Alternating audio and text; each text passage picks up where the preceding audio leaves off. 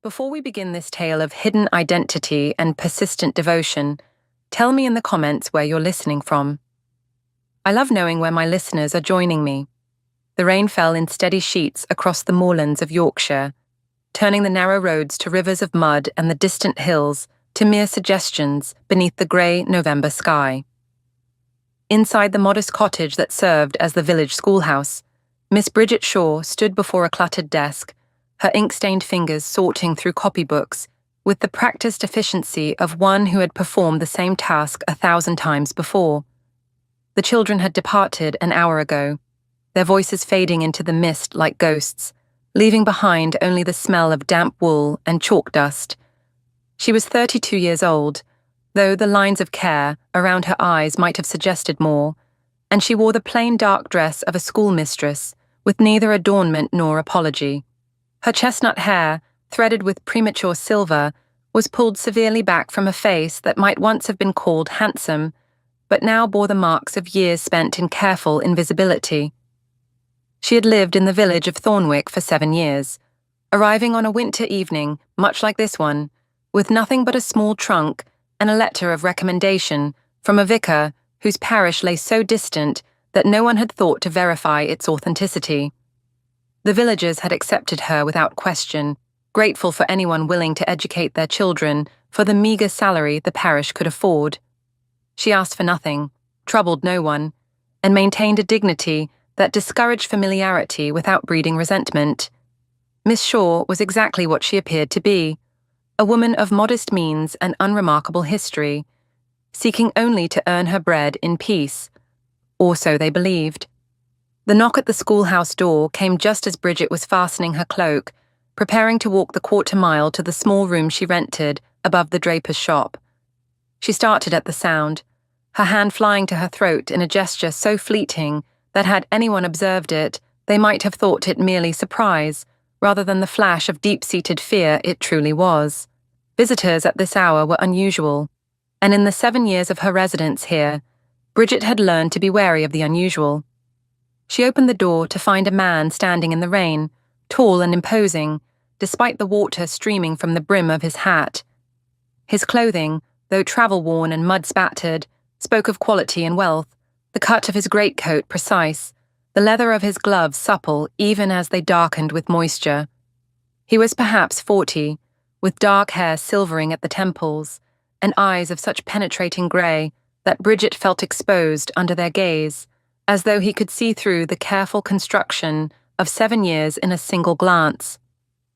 "Forgive the intrusion," he said, his voice cultured and deep, carrying the authority of one accustomed to being heard and obeyed. "I am searching for the schoolmistress. Miss Shaw, I believe?" Bridget's heart hammered against her ribs, but her face remained composed, the mask she had perfected through years of practice settling over her features like a familiar garment. "I am she," she replied, her own voice carefully neutral, stripped of the educated accent that had once been hers by birth. "How may I assist you, sir?" He studied her in silence for a moment that stretched until it became uncomfortable, his gaze travelling over her face, with an intensity that made her wish to step back into the shadows. Then he removed his hat, revealing more clearly the strong features and the weariness that lined them. "My name is Alexander Mowbray, Duke of Ravenswood," he said, and Bridget felt the world tilt beneath her feet, though she did not move. "I have come a very long way to find you, Lady Diana." The name hung in the air between them like an accusation, like a key turning in a lock that had remained sealed for 7 years. Bridget's fingers tightened on the doorframe, the only outward sign of the tumult his words had unleashed within her. "I fear you are mistaken, Your Grace," she said, her voice steady despite the roaring in her ears. "There is no one of that name here. I am Miss Bridget Shaw, and I have been the schoolmistress of Thornwick for 7 years. Perhaps you seek someone in another village." The Duke's expression did not change, but something in his eyes, a flicker of pain or disappointment, suggested her denial had wounded him in a way he had not expected. "I have been searching for 7 years," he said quietly. "I have travelled to every corner of England and beyond, following rumours and whispers, and the faintest threads of possibility.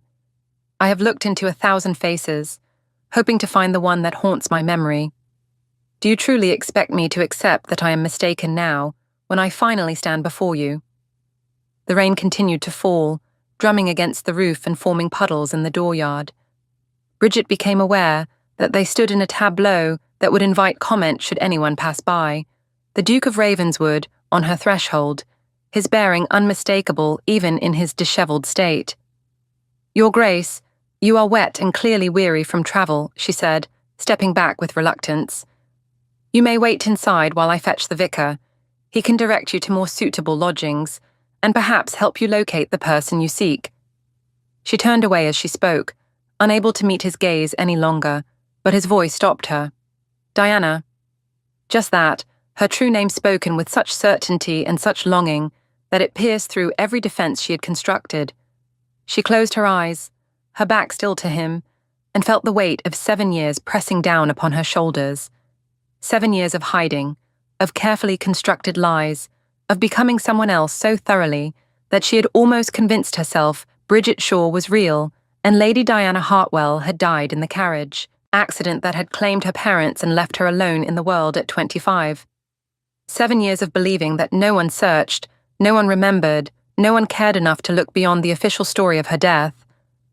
"Why?" she whispered, the word escaping before she could recall it. "Why have you searched?"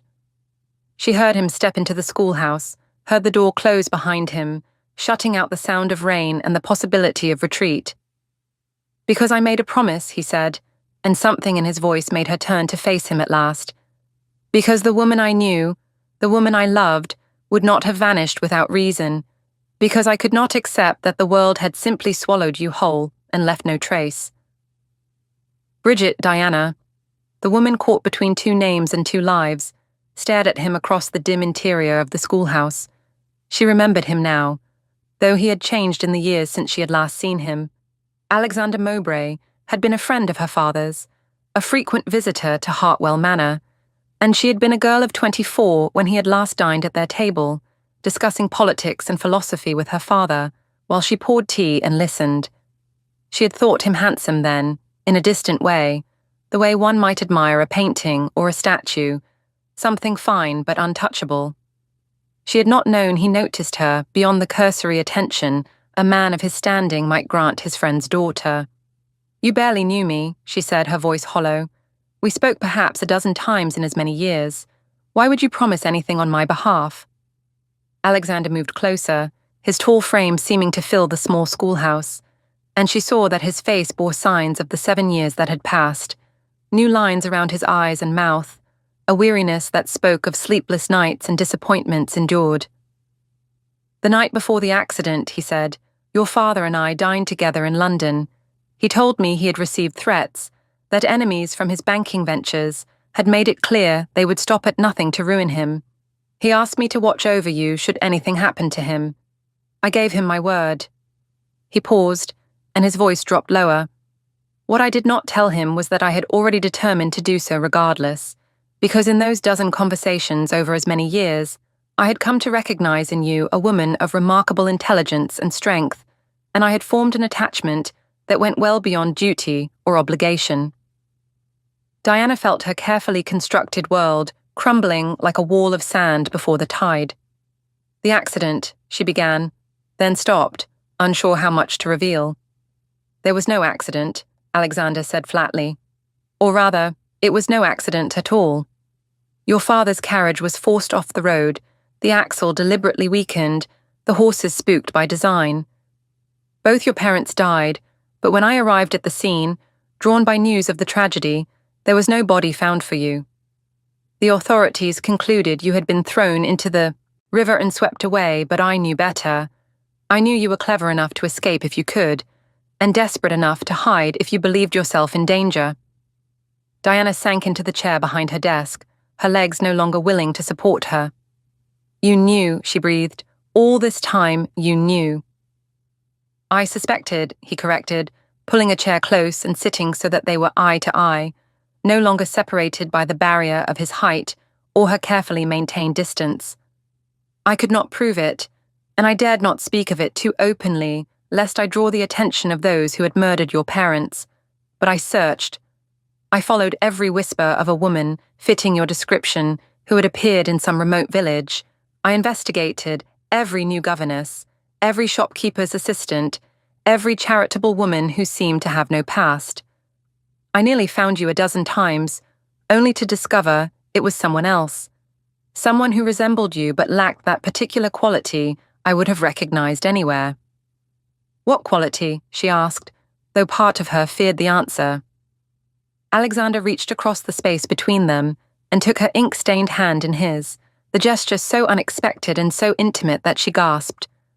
The way you hold yourself, he said quietly, as though even in the plainest dress, even in the most humble circumstances, you remember that you are descended from a line that has maintained its honor for 500 years. The way you speak, even when you try to disguise your accent, with a precision that reveals extensive education. The way you move, with a grace that no amount of deliberate awkwardness can fully conceal. But most of all, the way your eyes reflect intelligence and compassion in equal measure, a combination I have never encountered in any other woman. Diana felt tears burning behind her eyes, though she refused to let them fall. You are mistaken in your estimation, she said, attempting to withdraw her hand, though he held it gently but firmly.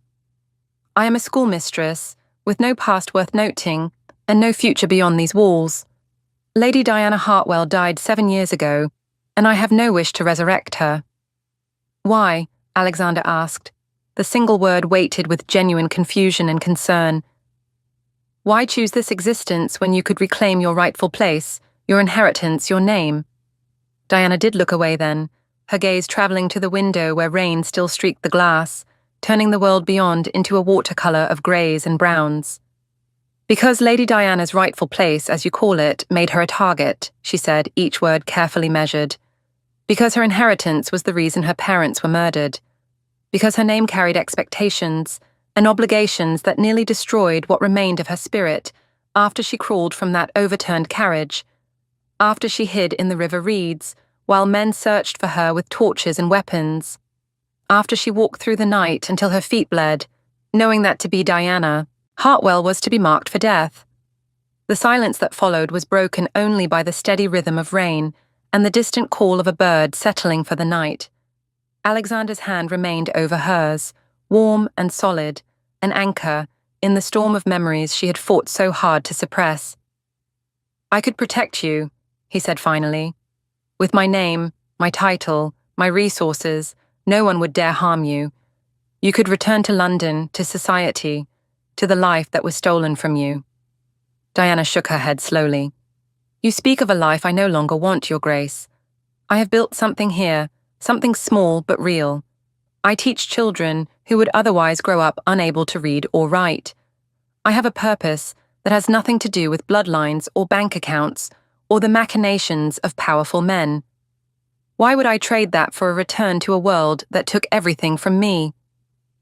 Because it is yours by right, he replied, his voice taking on an edge of frustration. Because those who wronged you should not be allowed to profit from their crimes. Because running and hiding is not the same as living, no matter how noble the work you do here. She pulled her hand from his then, rising from her chair and moving to stand by the window, her arms wrapped around herself as though to hold together pieces that might otherwise scatter. And what would you have me do? She asked without turning. Return to London and announce that Lady Diana Hartwell has miraculously survived.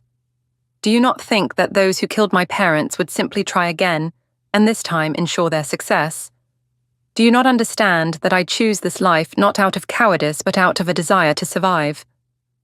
Alexander rose as well, and she could see his reflection in the window glass, a dark figure moving to stand behind her, though he did not touch her. I have spent 7 years preparing for this moment, he said, his voice low and intense. 7 years investigating your father's business dealings, tracking the network of corruption that led to his murder, building a case that would bring his killers to justice.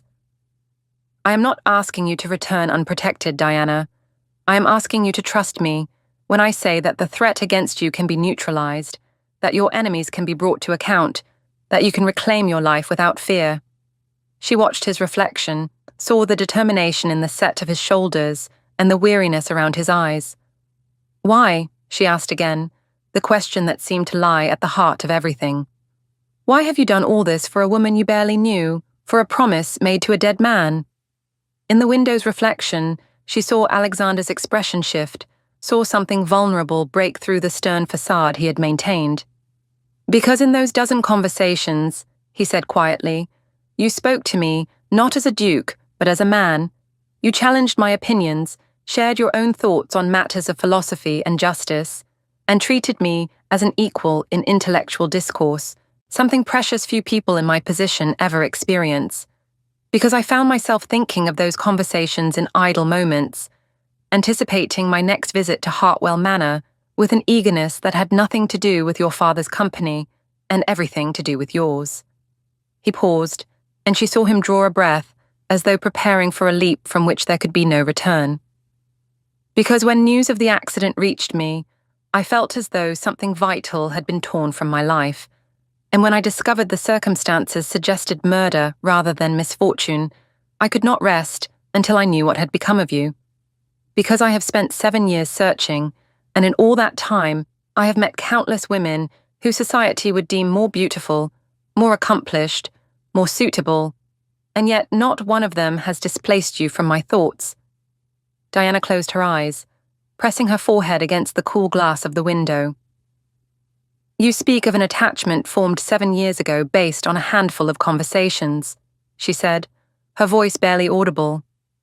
You do not know the woman I have become, the ways in which hardship and fear have changed me.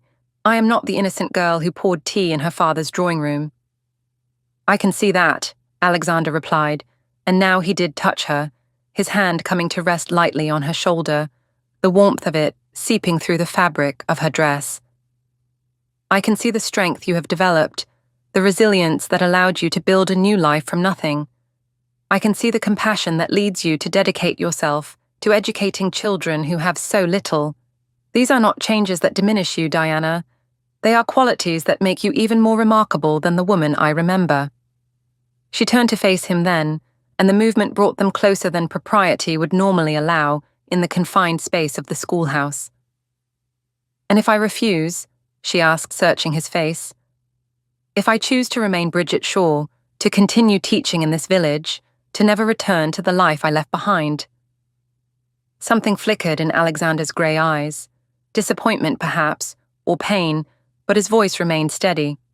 Then I will respect your choice, he said.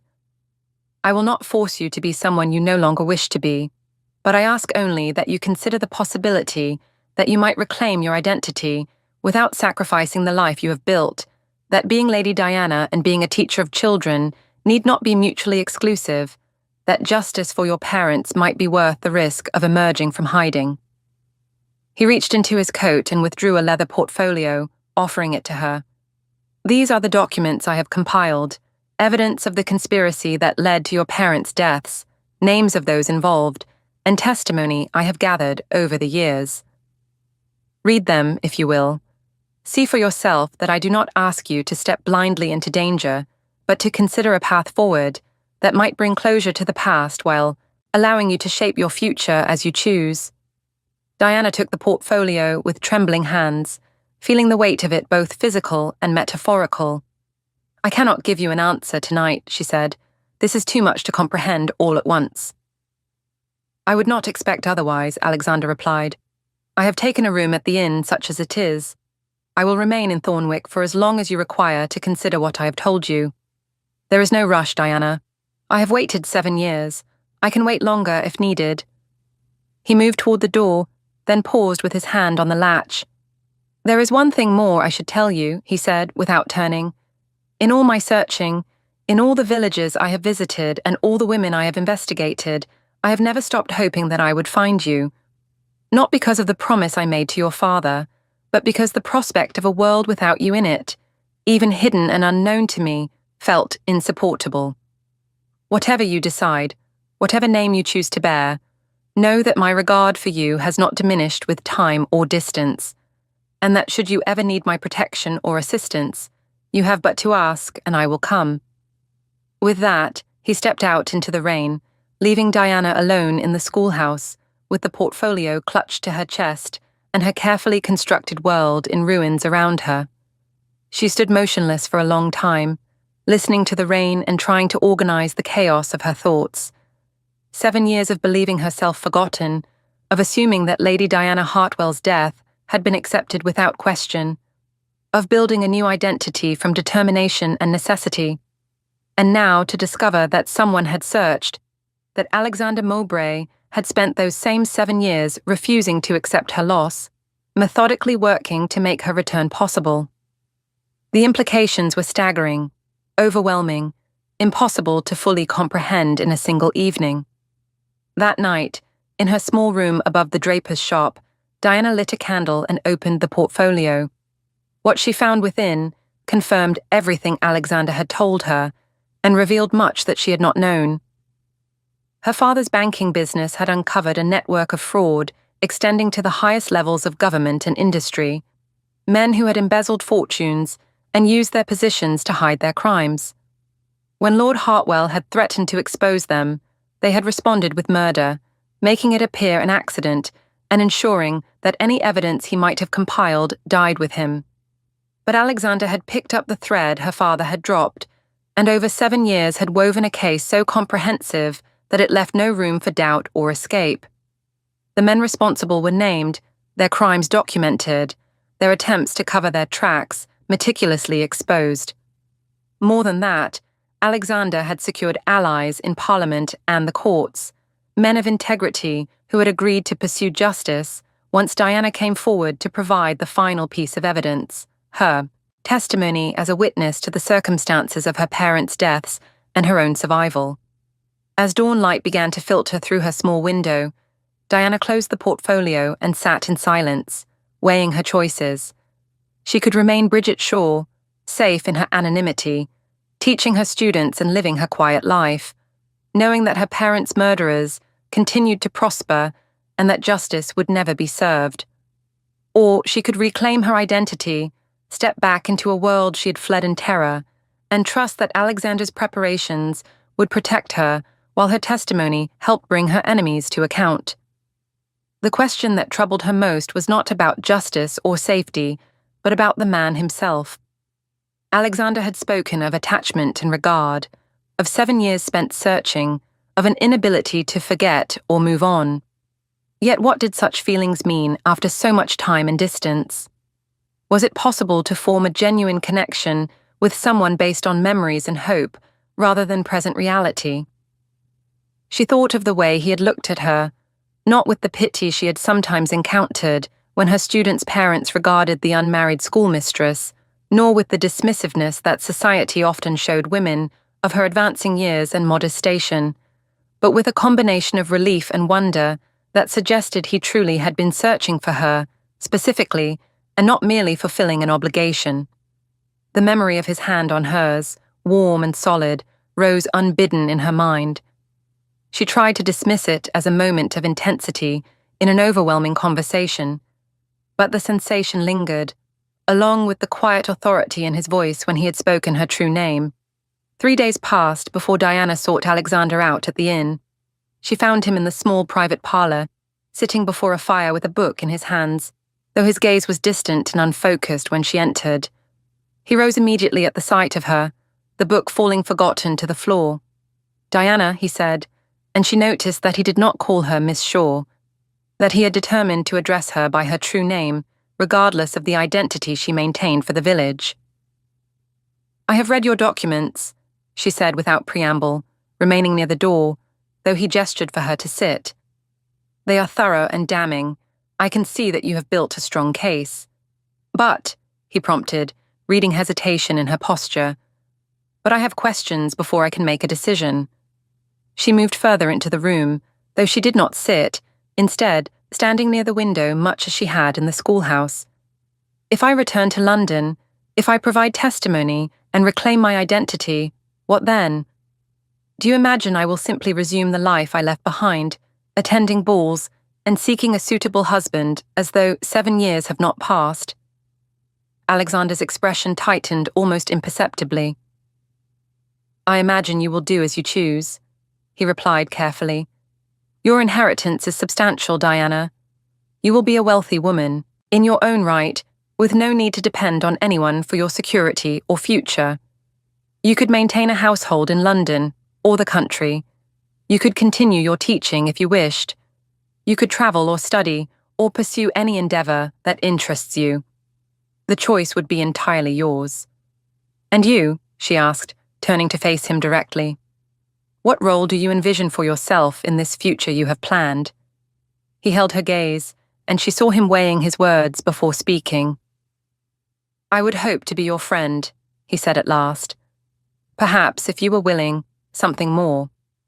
But I am not asking you to return to London for my sake, Diana.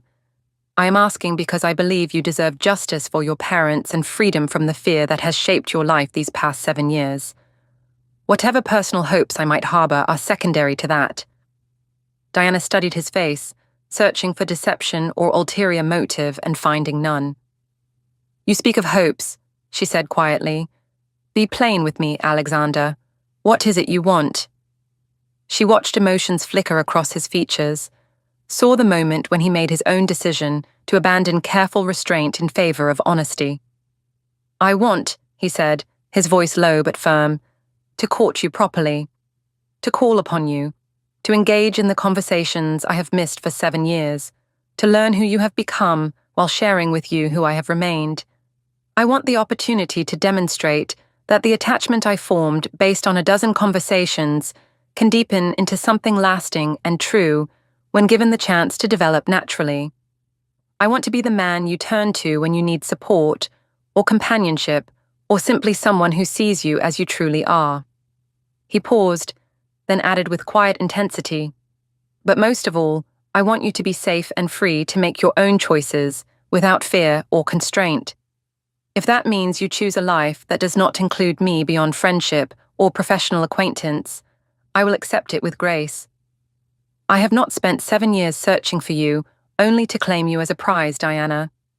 I have searched because a world in which you exist, even if you despise me or remain forever beyond my reach, is infinitely preferable to one in which you have been erased. The word struck something deep within Diana, something she had thought destroyed by hardship and loss. She had spent 7 years believing herself forgotten, convincing herself that her death had been accepted with the mild regret accorded to acquaintances rather than loved ones. To discover that Alexander had refused to forget, that he had methodically worked to make her return possible while harboring hopes of a personal connection, challenged every assumption she had made about her own worth and desirability. I am 32 years old, she said, voicing the concern that had troubled her as she read through the documents he had provided. By society's measure, I am long past the age when marriage is expected or even appropriate. The men who sought my hand when I was 24 have long since married others and started their families. Why would you, a duke with your choice of younger, more suitable women, want to court someone society deems firmly on the shelf? Alexander crossed the space between them, moving with a deliberation that gave her time to retreat if she wished. She did not. He stopped close enough that she could see the fine lines around his eyes, marks of 7 years spent searching, and the silver threading through his dark hair. Because I am 40 years old, he said, and in all that time I have met no one who engaged my mind and heart as you did. Because I find the idea of courting a woman who has lived and learned and developed strength through adversity far more appealing than pursuing a young girl who knows nothing of the world's realities. Because when I imagine my future, the woman at the center of it has chestnut hair, with threads of silver, ink stains on her fingers from teaching children to write, and eyes that have seen hardship but retain their capacity for compassion. He lifted his hand slowly, telegraphing the movement so she could refuse it, and when she did not, he gently tucked a strand of hair that had escaped her severe arrangement behind her ear.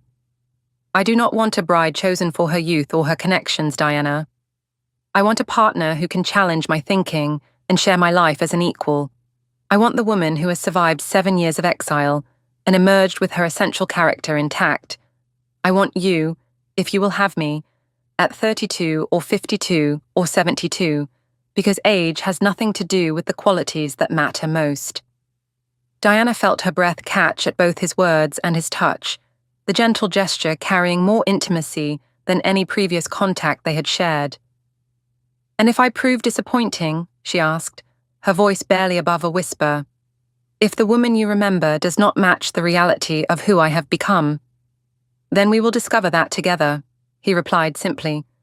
But I do not believe I will be disappointed, Diana. I believe I will find that the woman I glimpsed in those dozen conversations has been refined by experience into someone even more remarkable than I imagined. For a long moment they stood in silence, his hand still hovering near her face, her heart beating so loudly she felt certain he must hear it.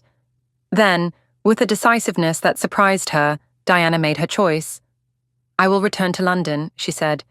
I will provide testimony against my parents' murderers and reclaim my identity. But I do so on my own terms, Alexander.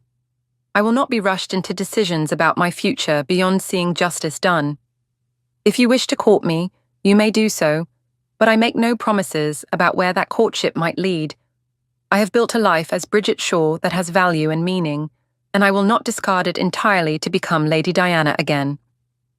Alexander's face transformed with a smile so genuine and relieved that it made him look years younger.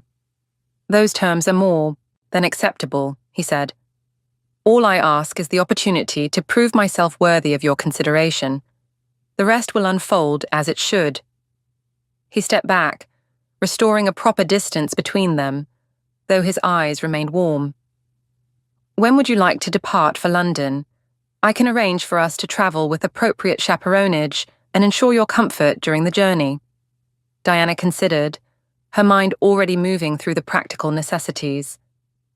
I will need a week to conclude the term with my students and arrange for someone to continue their education in my absence. I will not leave them without preparation or explanation. Of course, Alexander agreed. Shall I tell them you are Lady Diana, or would you prefer to maintain your identity as Bridget Shaw? I think, Diana said slowly, that I shall tell them I am both. That I was Diana, became Bridget by necessity, and am now learning to be some synthesis of the two. Children deserve honesty, and mine are clever enough to understand that people sometimes must become someone else in order to survive. Alexander's expression softened further. You see, he said quietly, this is precisely why I searched for 7 years. What other woman would think first of her students' welfare and the lessons her story might teach them? Diana allowed herself a small smile. A schoolmistress would, she replied, which is what I am, regardless of what name I carry or what title I might reclaim. The week that followed was both strange and illuminating. Alexander remained in Thornwick, taking lodgings at the modest inn and enduring the villagers' curiosity about the Duke, who had appeared so suddenly in their midst. He attended Sunday service at the small church, sat in the back of Diana's classroom one afternoon to observe her teaching, and gradually became a familiar, if still exotic presence in the rural community. Diana watched him interact with her students, saw him listen with genuine interest to their hesitant recitations, and observed the way he treated the innkeeper and the shopkeepers with the same courtesy he would show to peers in London.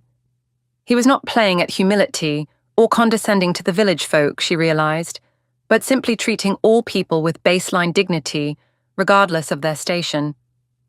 It was a quality she had not expected, and it made her reassess her memories of their past interactions. During the evenings, Alexander called upon her in her small room, properly chaperoned by Mrs. Dawson, the draper's wife, and they spoke for hours about everything and nothing. He told her of his 7 years of searching, of the false trails and disappointments, of the moments when he had nearly given up hope, only to discover some new lead that renewed his determination. She told him of her life as Bridget Shaw, of the satisfaction she found in teaching, of the children who had become dear to her, of the small triumphs and daily struggles of living on a schoolmistress's salary. They discussed books and politics, philosophy and practical matters, discovering that the intellectual connection they had formed years ago not only remained intact, but had deepened with maturity and experience. Diana found herself looking forward to these evening conversations with an anticipation that both pleased and unsettled her.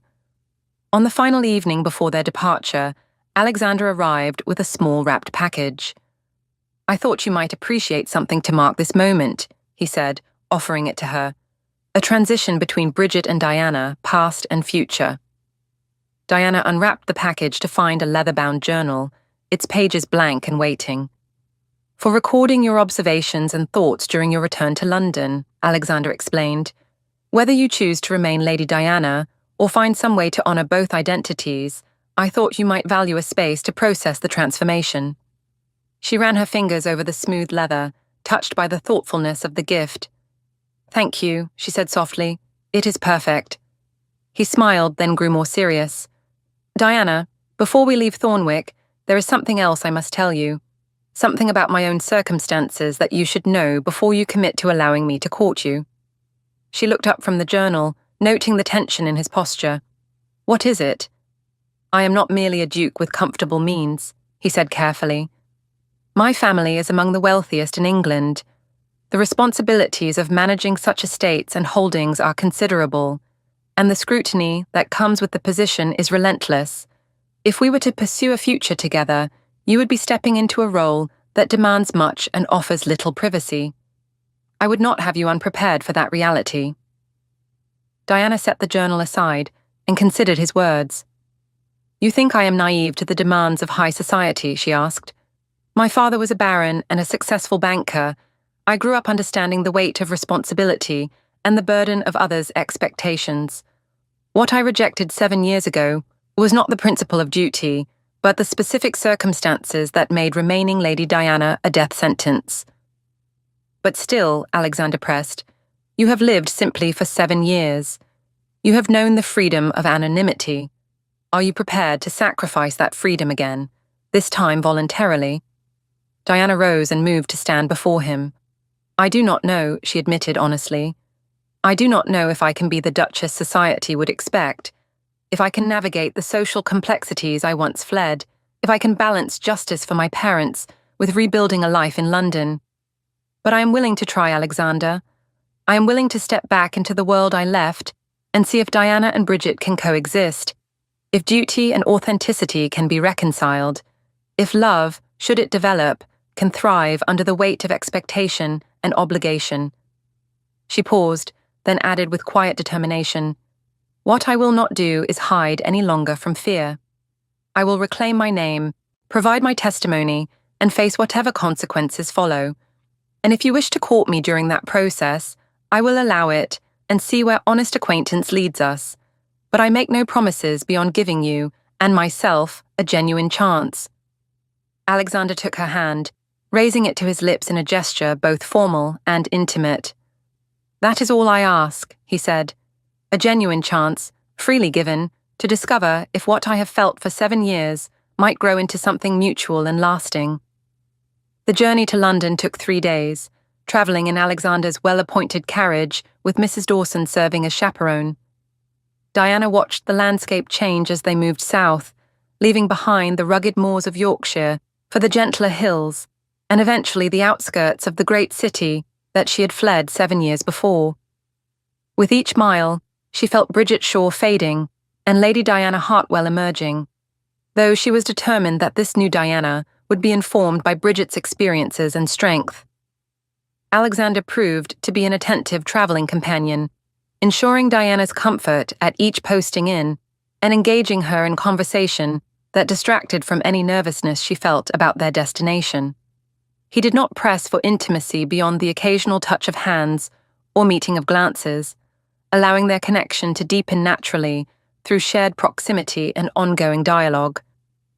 On the third evening, as they approached London proper, Diana sat by the window of their private parlour at the final coaching inn, watching the sunset paint the sky in shades of amber and rose. Alexander joined her, standing close enough that she could feel the warmth of him, though they did not touch. Tomorrow you step back into your past, he observed quietly. How do you feel? Diana considered the question honestly. Frightened, she admitted, determined, uncertain, but also strangely at peace. For 7 years I have carried the weight of my parents' unavenged deaths and my own cowardice in fleeing rather than fighting. Tomorrow I begin to set that right. You are not a coward, Alexander said firmly. You were a young woman who had just witnessed her parents' murder and barely escaped with her own life. There is no shame in surviving, Diana. She turned to look at him, finding his face serious and his eyes filled with conviction. Do you truly believe that? She asked. Or do you say it to comfort me? I believe it absolutely, he replied. I have spent 7 years investigating your enemies, Diana. I know the resources they commanded, the ruthlessness with which they operated. The fact that you survived at all is remarkable. The fact that you built a new life and found purpose in teaching children demonstrates strength of character that few possess. Do not diminish what you accomplished simply because it was not the response others might have expected. His words eased something within her, a knot of guilt and shame she had carried for so long that she had ceased to notice its weight until it began to loosen. Thank you, she whispered. Alexander reached for her hand, intertwining their fingers, in a gesture that had become familiar over the past week. Tomorrow, he said, we will meet with my solicitors and the allies I have cultivated in Parliament. They will guide you through the process of reclaiming your identity and preparing your testimony. I will be with you every step if you wish it. I wish it, she confirmed, gripping his hand tightly. I do not think I can face this alone, Alexander. You are not alone, he assured her. Not anymore. Whatever happens, whatever challenges arise, I will stand with you. That is my promise, not as a duke fulfilling an obligation, but as a man who has come to care deeply for your well-being and future. They stood together as the sunset faded, and darkness crept across the landscape, 2 figures silhouetted against the window, finding strength in proximity and shared purpose. The morning brought clear skies, and Diana's resolve, hardened during a sleepless night, to see through what she had begun.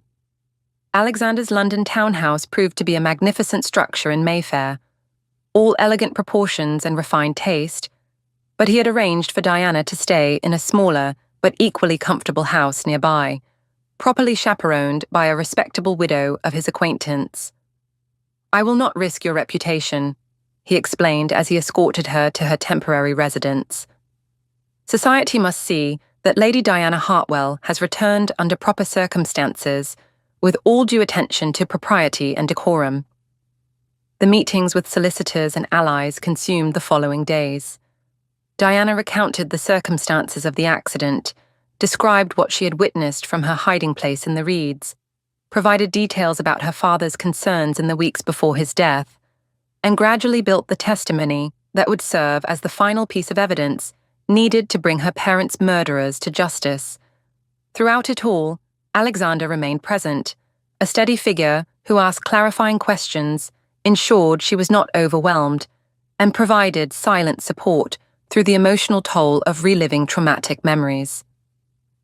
One evening, a week after their arrival in London, Alexander invited Diana to dine at his townhouse, a private meal with only his sister, Lady Margaret, as additional company.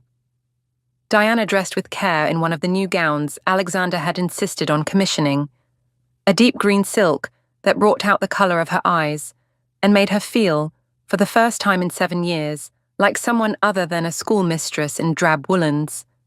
Lady Margaret proved to be a woman of middle years with her brother's grey eyes and a warmth that immediately put Diana at ease. My brother has spoken of little else but you for 7 years, she confided over dinner. I had begun to think you were a phantom he had conjured to avoid the matchmaking mamas who pursued him so relentlessly. I am delighted to discover you are real and every bit as remarkable as he described. Diana felt a flush rising to her cheeks. Your brother is too generous in his assessment, she replied. I am merely a woman who has survived difficult circumstances. You are a woman who taught herself to survive and then chose to dedicate yourself to educating children who had nothing, Margaret corrected gently. Alexander showed me the letters of recommendation your students' parents wrote when they learned you were leaving. The affection and respect evident in those letters speaks to character, Lady Diana. You have nothing to be modest about. After dinner, Alexander walked Diana through his private gardens. The evening air cool but pleasant, the city sounds muted by high walls and careful landscaping. They moved in comfortable silence until Diana spoke. Your sister is lovely, she said. She made me feel genuinely welcome. Margaret has been my strongest supporter these 7 years, Alexander replied. When others suggested I was mad to continue searching, she encouraged me to trust my instincts. She will be pleased if you and I find our way to a future together, but she befriended you tonight for your own sake, not merely because I am courting you. Diana stopped walking and turned to face him. Are you courting me? She asked quietly.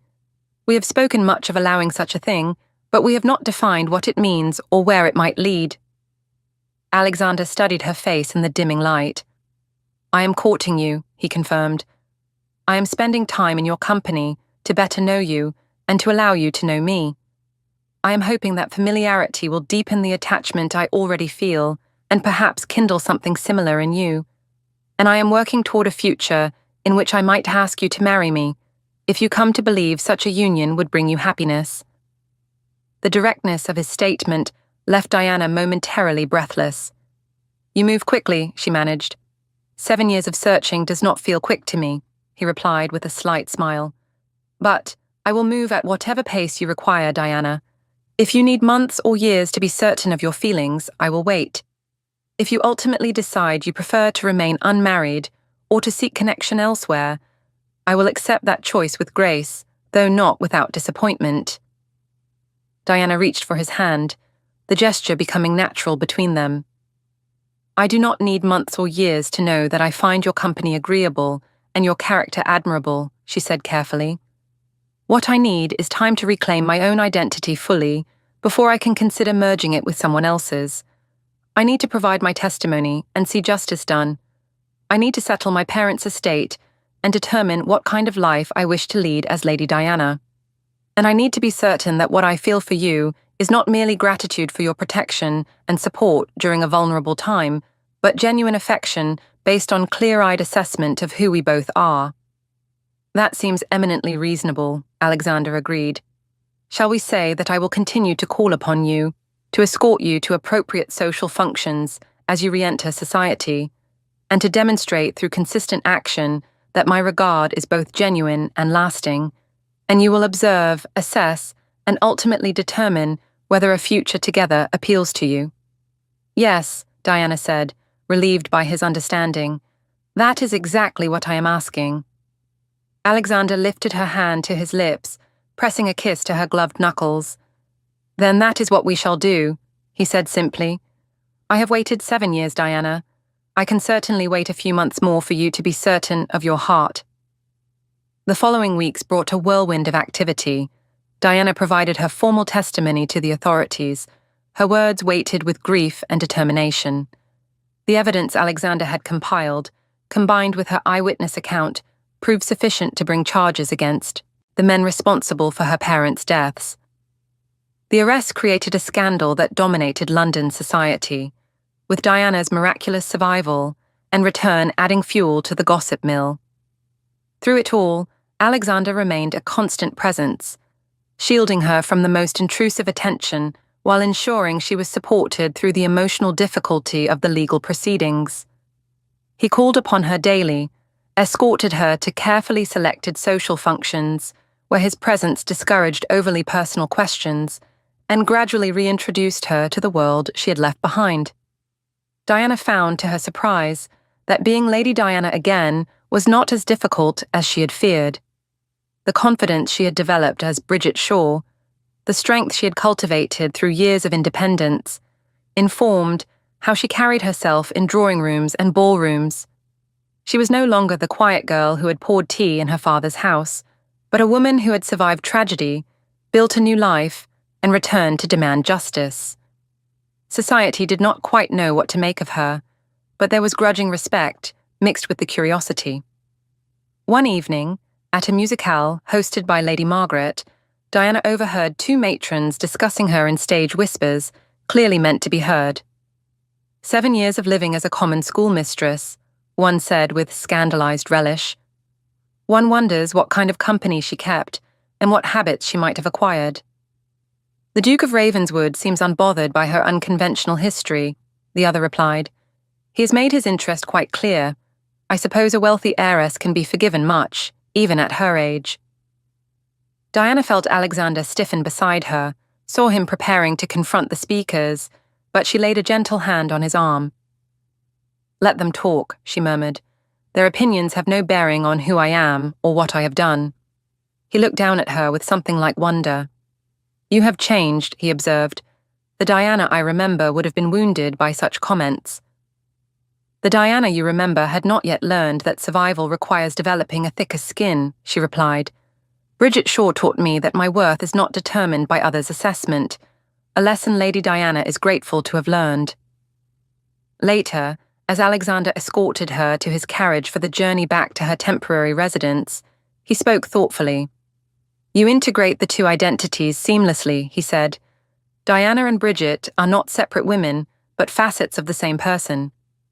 Yes, she agreed, pleased that he understood. I cannot be only Diana, denying the years I spent as Bridget and the growth that came from that experience. Nor can I be only Bridget, pretending my past and heritage do not exist. I must be both, a synthesis that honors all I have been and am becoming. Alexander handed her into the carriage, then joined her for the short journey through London's evening streets. I love both facets, he said quietly. The lady and the schoolmistress, the survivor and the teacher, the woman of privilege and the woman who understands what it means to have nothing. You are whole in a way that makes you unlike anyone I have ever encountered. Diana felt warmth bloom in her chest at his words. You see me clearly, she said, the observation carrying weight. That is a rare gift, Alexander. Most people see only the title or the scandal or the unlikeliness of my survival. You see the person beneath all of that. Because I have been looking for 7 years, he replied simply. One develops clear vision when searching that intently. They rode in companionable silence until the carriage stopped before Diana's residence. As Alexander handed her down, he spoke with unusual hesitancy. Diana, the trial concludes next week. Once the verdict is delivered and justice is served, you will be free to determine your future without that weight hanging over you. I wonder if you have given thought to what that future might look like. She understood what he was really asking. I have given it considerable thought, she admitted, but I am not yet ready to speak of it. Ask me again after the verdict, Alexander, when I can answer with full certainty rather than tentative hope. He nodded, accepting her boundary without argument, and escorted her to her door. But before she could enter, he caught her hand. Whatever you decide, he said, know that these months of courting you have been among the happiest of my life. You have exceeded every hope I harbored during those 7 years of searching, and I am grateful for the opportunity to know you truly, regardless of where it leads. Diana felt tears prick her eyes at the sincerity in his voice. Thank you, she whispered, for searching, for believing I lived, for making justice possible, and for seeing me as I am, rather than as society thinks I should be. She rose on her toes and pressed a gentle kiss to his cheek, a gesture both intimate and chaste, before slipping inside and leaving him standing in the doorway with a look of such tender hope that it made her heart ache. The trial concluded with convictions for all parties involved in her parents' murders. Diana attended the final day of proceedings, sitting in the gallery with Alexander beside her and Lady Margaret on her other side, as justice was finally served. When the verdicts were read, she felt something release within her, a burden she had carried for 7 years finally lifted. Her parents were avenged. The men who had stolen her family and forced her into exile would face the consequences of their crimes. It was not enough to erase the loss, but it was something, a closing of a chapter that had remained painfully open. That evening, Alexander called upon Diana in her private sitting room, his expression serious but not unhappy. It is done, he said simply. Justice has been served, your inheritance is restored, and you are free to build whatever future you choose. Have you reached any decisions about what that future might hold? Diana had known this conversation was coming and had spent the past week organizing her thoughts. I have, she said. Please sit, and I will explain. They settled across from each other, and Diana took a steadying breath before speaking. I wish to establish a school, she said, not in Thornwick, though I will always treasure my time there, but here in London. A school for children whose families cannot afford the education that would open doors for them. I want to use my inheritance to create something lasting, something that honors both Diana, the lady who has resources to share, and Bridget, the teacher who found purpose in education. Alexander's face lit with understanding and approval. That is a remarkable plan, he said, and entirely in keeping with who you are. How can I assist? I will need guidance in establishing the legal and financial structures, she replied. I will need to secure property and hire teachers, develop curriculum, and recruit students. It is an ambitious undertaking, and I do not pretend to have all the answers. But it is what I want to do with my restored life, Alexander. Not simply return to being Lady Diana of the drawing rooms and ballrooms, but create something meaningful that allows me to remain connected to the work I love. I think it is perfect, he said warmly, and I would be honored to help however I can. He paused, then added carefully, and is there room in these plans for anything or anyone beyond your school? Diana felt her pulse quicken. That depends, she said, on what that anyone might envision for his own future and whether it could accommodate a wife who intends to remain actively involved in managing a school, rather than focusing solely on social obligations and household management. Alexander leaned forward, his eyes intent on hers. The anyone in question has spent 7 years imagining a future in which he shares his life with a woman of intelligence, strength, and purpose. He has no interest in a wife who is merely ornamental, or whose sole function is to host dinner parties and produce heirs. He wants a partner who will challenge him intellectually, who pursues her own interests and passions, who brings her whole self to their union rather than sublimating her identity to his. He reached across the space between them and took her hands in his. Diana, I have loved you since those dozen conversations 7 years ago, loved you through your absence and your return, loved the memory of who you were and the reality of who you have become. I love Diana and Bridget both, the lady and the schoolmistress, the survivor and the teacher. If you will have me, I wish to marry you, to support your dreams of establishing a school, to stand beside you as you build a life that honors all facets of who you are. I offer you my name, my protection, my resources, and most of all, my heart, freely given without expectation that you diminish yourself to accommodate me. Diana felt tears, spilling down her cheeks, but they were tears of joy rather than sorrow. I love you, she said, the words emerging with certainty. I did not know it at first, could not distinguish gratitude from affection, obligation from genuine feeling. But over these months of watching how you treat everyone from the lowest servant to the highest peer with equal dignity, of seeing your patience and understanding as I navigated my return to society, of experiencing your unwavering support without any demand for control or submission in return, I have come to love you truly and completely. She gripped his hands tightly. I worried that I was too old, too damaged by what I had endured, too set in my independence to ever be a suitable wife. But you have never treated my age or my past as liabilities. You have never suggested that my desire to continue teaching was inappropriate, or that I should abandon my own goals to focus solely on yours. You have seen me, Alexander, truly seen me in all my complexity, and loved me anyway. How could I not love you in return? Alexander drew her to her feet and into his arms, holding her as though she were precious beyond measure. Then marry me, he whispered against her hair. Marry me and let us build a life together that honors both our duties and our hearts. Be my Duchess, but remain yourself, Diana Bridget Hartwell, soon to be Ashford, teacher and lady, survivor and partner, the woman I have searched for, and the woman I will continue to choose every day for the rest of our lives. Yes, Diana said, lifting her face to his. Yes, I will marry you, Alexander, and build that life with you. Their kiss, the first they had shared, was tender and full of promise, a seal on words spoken, and a beginning of all that was to come. When they finally parted, Alexander rested his forehead against hers. 7 years, he murmured. 7 years of searching, and here you are, more wonderful than I ever imagined. I am sorry you had to search so long, Diana said softly.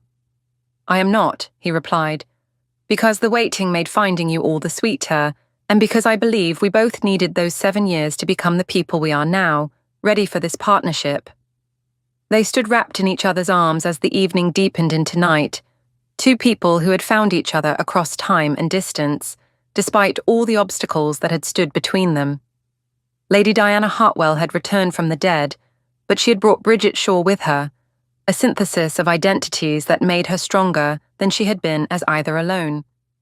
And Alexander Mowbray, Duke of Ravenswood, had proved that love could be patient and persistent, that 7 years of searching could lead to finding not just the woman he remembered, but someone even more remarkable for having survived and grown through hardship. Their engagement was announced the following week, causing another ripple of gossip through London society. The Duke of Ravenswood, marrying the resurrected Lady Diana Hartwell at their respective ages, both past the first bloom of youth, both choosing partnership based on genuine connection rather than social expectation.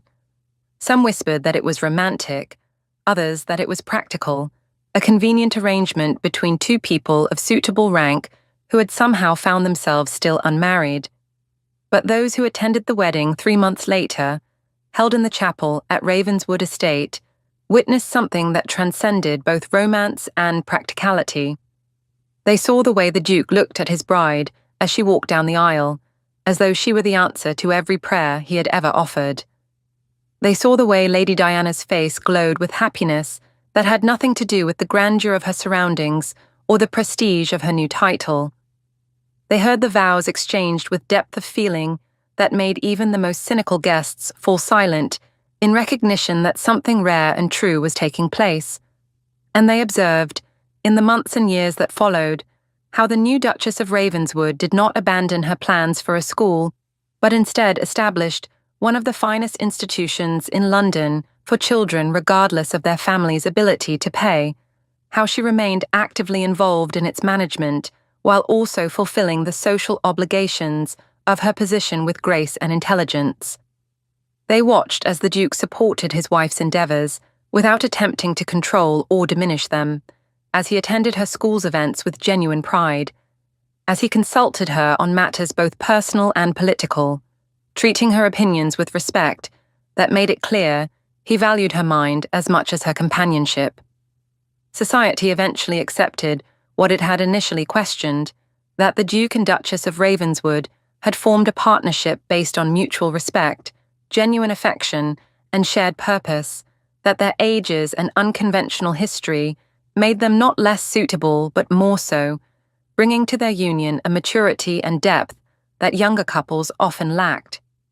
10 years after the wedding, on the anniversary of the day Alexander had appeared at the Thornwick schoolhouse in the rain, Diana sat in her private study at Ravenswood Estate, reviewing reports from the school that bore her name. The Diana Hartwell School for Children had grown beyond her initial vision, now serving hundreds of students and employing dozens of teachers, many of them young women Diana had personally trained and mentored. Alexander entered quietly, as he always did when she was working, unwilling to disturb her but wanting to share her space. She looked up and smiled, the expression warm and unguarded in a way that still made his breath catch after a decade of marriage. 10 years, he said, coming to sit beside her. 10 years since I found you again. 10 years since you rescued me, she corrected gently. No, he replied, taking her hand. 10 years since I found you, but you rescued yourself, Diana. You survived the attempt on your life, built a new existence from nothing, and returned to claim justice when the opportunity arose. I merely provided support for what you had already accomplished. Diana leaned into his shoulder, savouring the familiar comfort of his presence. We rescued each other, she said finally. You gave me the courage to reclaim my identity, and I gave you the partnership you had been seeking. We are better together than either of us could have been alone. That, Alexander agreed, pressing a kiss to her temple, is the truest thing I have ever heard. They sat together in comfortable silence, the Duke and Duchess of Ravenswood, the man who had searched for 7 years, and the woman who had survived exile and returned stronger for the experience. Outside, the sound of children's laughter drifted from the school Diana had built, a legacy that would outlive them both. Inside, two people who had found each other against all odds savored the simple pleasure of shared presence and enduring love. Dear listener, the story of Diana and Alexander reminds us that being truly seen, being recognized for who we are beneath all the masks we wear, is one of life's greatest gifts. Diana spent 7 years believing herself forgotten, convincing herself that her absence from the world had gone unnoticed and unmourned. How many of us carry similar beliefs, imagining that our true selves are invisible or unworthy of recognition? But Alexander's persistent search, his refusal to accept her loss, his determination to look beyond surfaces until he found the woman he sought, demonstrates a profound truth about love and worth. We are not forgotten. We are not invisible. Someone, somewhere, sees us truly, and that recognition can transform everything. Perhaps you too have hidden parts of yourself, convinced that showing your true complexity would invite rejection rather than acceptance. Perhaps you have believed that your age, your past, your unconventional choices make you unsuitable for love or partnership. But Diana's story teaches us that our experiences, even painful ones, do not diminish our worth but enhance it, adding depth and resilience that make us more, not less, capable of meaningful connection. Tonight, as you rest, know that being fully yourself, embracing both your struggles and your strengths, is not a liability but a gift. The right people will search for you, will recognize you, will love you, not despite your complexity but because of it. You are seen, you are valued, and your story, like Diana's, is still unfolding in ways you cannot yet imagine. Thank you so much for listening to this story all the way to the end. We hope it moved you as much as it moved us while telling it. We'd love to hear your thoughts. Leave us a comment telling us where you're listening from and what you liked the most. If you enjoyed this story, don't forget to subscribe to the channel and leave a like as a show of support. That really motivates us to keep creating and sharing more stories full of emotion and life lessons. And before we go, we want to remind you that an exciting and heartwarming story recommendation will appear on the final screen. If you'd like to enjoy it, just click on the video. Thank you once again for being here, and we'll see you in the next story.